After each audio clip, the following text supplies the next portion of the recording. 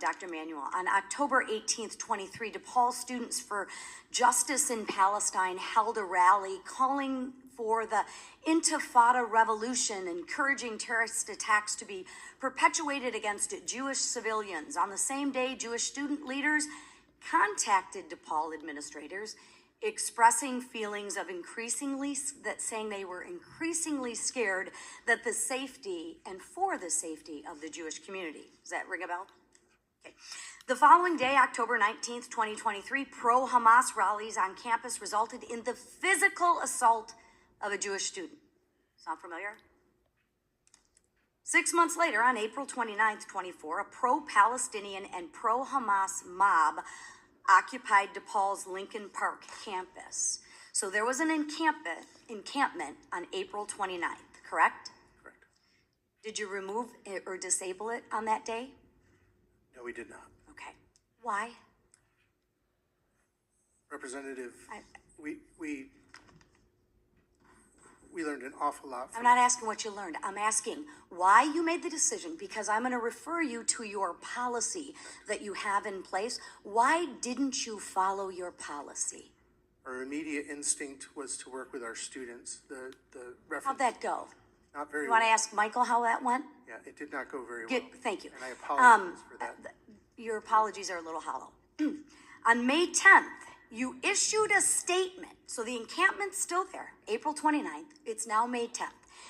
On May 10th, you issued a statement titled Quad Safety Concerns. So you knew there was a safety issue, hence issuing the statement. Here was the statement. You urged all members of the DePaul community to avoid the quad. Well, that's great. Again, hey, let's make sure that we attack the law-abiding citizens, but not deal with the problem of the encampment. So you knew yourself there was a problem, but decided not to remove it.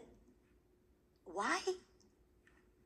So that at that moment, we realized that the security and safety of everybody was in jeopardy. That is the moment that we decided to work with CPD. And it took you 6 days?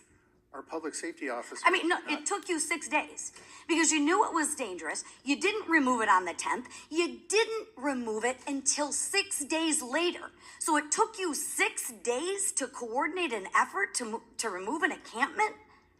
It took us the moment we realized. We went to CPD and asked for Which was when? When did you realize you had a problem? We started working with CPD for the first day so that they were aware of those situations. Okay, so 3 weeks. It took you 3 weeks?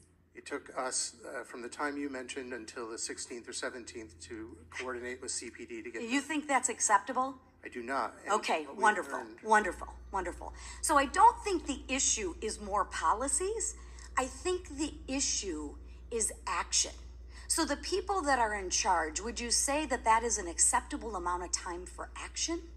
I would agree with you that we need to do better. Great. So would you agree with me also that almost 3 weeks from the 29th to the 16th is not an acceptable time for security to take action to disassemble an encampment? Would you agree with me on that? I would. And Thank you very much. So who has been fired or who has been replaced? Because that doesn't seem real tough to me. Anybody? What we have learned. Anybody been replaced? There has been turnover. I'm not asking turnover. What consequences happened for the people who were supposed to be in charge? The development of our accountability. Any culture. Consequences? Yep. Were there? Let's start with a simple. Let's start with a simple one. Any consequences? To student groups, yes. Not to. I'm talking to the people who didn't follow your procedures of 3 weeks. Because let me just read it, just in case you don't know your policy, but let me read it.